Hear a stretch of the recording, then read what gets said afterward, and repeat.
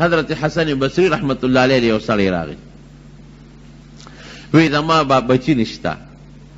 نو ورته استغفار وایه ور توبه ده بخنه غوښتل دي. بل یو سړی والا راغی وی صاحب زمون په علاقه کې قحط دی اوبه نشته ګیا نشته وی استغفار له زور ورکړي. بل یو سړی والا راغی وی صاحب بے مال ام کمزور ام غریب ام فقیر ام بے وسع قرضدار وی استغفار وایه. یو بل سړی والا راغی وی صاحب څوک مې عزت نه کوي هر سړی مې رټي وی استغفار وایه. یو شاګرد ورته وی استاد جی بل دیم سجده دی که دا یو ټکی دی یاد کړی خو چې څوک کومه مسله راوړي ته ورته استغفار وایه. حسن بصری رحمت الله علیه ورته وی الله په قرآن کې د دې استغفار د دې بخنې غوښتې او د توبې اوه وعدې کړي دي اوه وعدې. فقلت استغفروا ربکم انه کان غفارا. الله نه بخنه وغواړئ توبه ورته وباسئ معافي ترې وغواړئ او بم بخي انه کان غفارا. ګوره ګناه به دې وبخي. دا یو وعده شو دا یو شو. انه کان غفارا یرسل السماء علیکم مدرارا. که قحطی باران نکیگی نو په شیبو شیبو باران به در باندې راووري قحط به ختم کی. دو شو ویمددکم باموال که غریبی مال د سره نشتا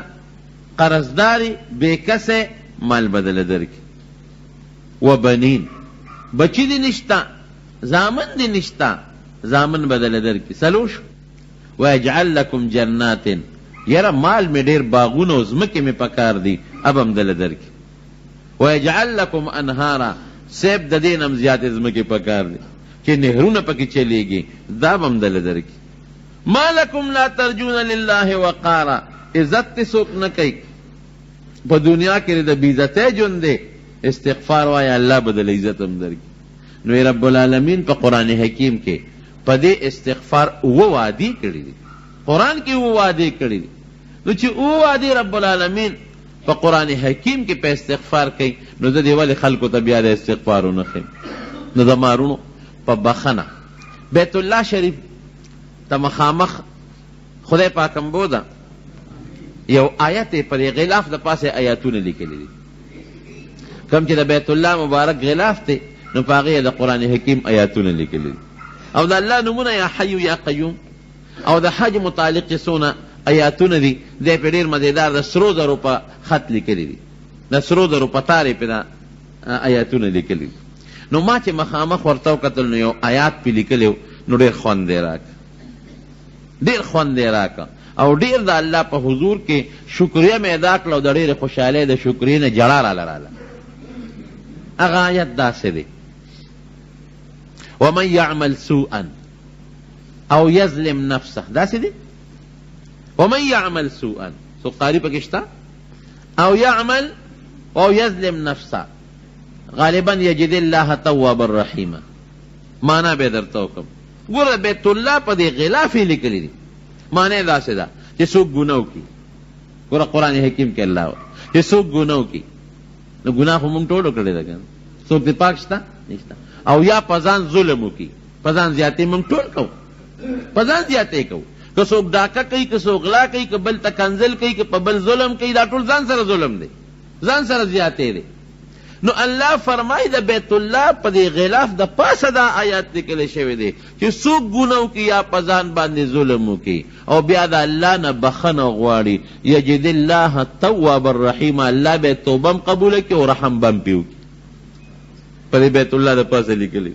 ما وی یا الله ته څونه مهربانه بادشاه اعلان درته کوي په ځان دې ظلم او زیاتې وکړو یا ګناه دې وکړه الله ته توبه وباسه در باندې توبه دې قبلوي او رحم هم در باندې کوي انعام هم دله در کوي.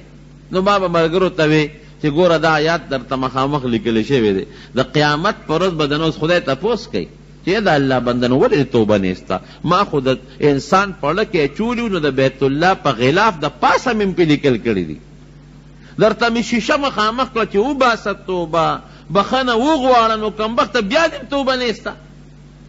بیا دې بخنه نه غوښته بیا دې معافي نه غوښته زما رونو الله په خپل اعلان کوي ما به یا الله تا ویلي دي ما نه دي ویلي تا په خپل کتاب کې ویلي دي چې څوک ګناه وکړي او په ځان ظلم وکړي او بخښنه وغواړي نو زه یې بخم نو موږ ګناهګار هم یو موږ په ځان ظلمونه هم کړي دي او موږ د نه بخښنه هم غواړو نو پروردګاره زموږ مغفرت نصیب کړي دا به د الله په حضور کې سوال کوي زما رو او الله دونه خوشحالیږي په توبه مولانا روم صاحب رحمت الله علیه خو لوی بزرګ هم تېر شوی دی او صوفي مو هغه یو واقع لیکلی ده وی د حضرت عمر فاروق رضی الله عنه په زمانه کې شرابو باندې خو پابندي لګېدلې او مخکې نه خو عمر فاروق رضی الله عنه په نوره سختي مو کړله چې یاره که چا سره شراب برآمد شو یا چام اسکل نو ګورم به ورسره هغه سخت طبیعته مو سخت مزاجه مو خو یو ځل د مدینې منورې په یو لاره په یو کوڅه کې را روان دی یو سړی د یو یهودي د کوره راووت او لاس کې شراب بوتل نیولی چې څنګه هغه راووت او د شرابو بوتل ورسره دی د هغه څه خیال دی چې ما به څوک وویني چې ویې کتل حضرت عمر فاروق رضی الله عنه په نظر ورغله بس بادشاه په خپل امیر المؤمنین ولید بوتل یې زر راواغېسته څادر کې ونغښته او ترخ کې ومنډه او په دې زړه کې وی چې الله اوس راته معافي وکړې نو زما د توبې که بیا مې شرابو له ګوتې مې یوړی ځکه به یو انسان ګواه راشي نو دا خو په ما باندې امیر المؤمنین په خپله ګواه دی دې په خپله ولیدم بل چا خو نیم نه دی هغه په خپله ولیدم هغه دی را روان دی او عمر فاروق رضی الله عنه چې دی ولید چې شراب بوتل ورته پسې راتېر شو ودرېږه لکه څه کوې دې ورسره پېږي دغسې لاسونه یې لچې څه دي در سره څه نشته اعتراف کې دی سري څادر دی جي څادر کې سري جی بوتل دی پکې بوتل کې سري پی دی پکې جی اوس ګوره دروغ وایي چې ځان به په دې بچ کړم او جالي اوس غریب پی دی پکې نو پی خلک لاس کې نیسي که پی خلک په څادر کې بندوي وی جی ګرم دی که نه ګرم دی نو ماتې څادر ته وکړی یو خایا نو هغې غریب هغه څادر اوس لاس یې اړه چې څادر کولاوی چې خو شراب بوتل دی دروغ مې لا بیل وی چې پی دی پکې چې څادر یې سینګ کولاو که او بوتل ته یې ګوته کړې ډس شو چې بوتل ته لاندې پرېوت چې پرېوت بوتل صاحبه پیتې وبېدل پیتې وبېدل او داسې پیتې وبتل چې اسې لوخړې ووالې داسې ګرم چې خوټ کېدلې پی لوخړې کوي سړی هم حیران شو چې دا خو ما شراب واغېستل یخ پخ شراب و او دا خو واقعي په دې بوتل کې اوس پی دی او لوخړې کوي او عمر فاروق رضی الله عنه هم حیران دی چې ما خو د په لاس کې شراب ولیدل یخ پخ دا څه شی دی کله کې د مټونه وی وایه وروره ما خو ستا لاس کې دا پی نه ولیدې هغه شراب و یخ پخ و لاس کې دې نیولی و او دا خو واقعي پی دی او ګرم دی دا ولې سړی ورته وي صاحب معافي به چې رښتیا لویم وی بلکل معافي خو رښتیا لوایم وی دا ما دقه یهودي کره شراب واغېستل یخ پخ شراب خو چې کله ته مې ولیدې که نه نو د الله په حضور کې مې توبه وویسته چې الله زما دې توبه امیر المؤمنین عمر فاروق رضی الله عنه په خپله ولیدم زما دې توبه بیا به شرابو له ګوتې یو نسم شراب څکل خو ډېره لویه خبره ده او دروغ به درته وي چې پی دی او ګرم دی ځکه مې څادر دې تاو کړی نو دا زما د هغه توبې برکت و چې رب العالمین زما حیا وساتله حضرت عمر فاروق رضی الله عنه ورته وایي چې بېشک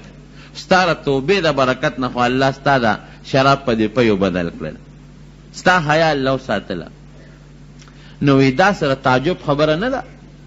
ځکه پیم یو سیال بیدون کې شی دی او شراب هم اوبه دي سیال بیدون کې شی دی نو که یو په بل بدل شي الله کولی شي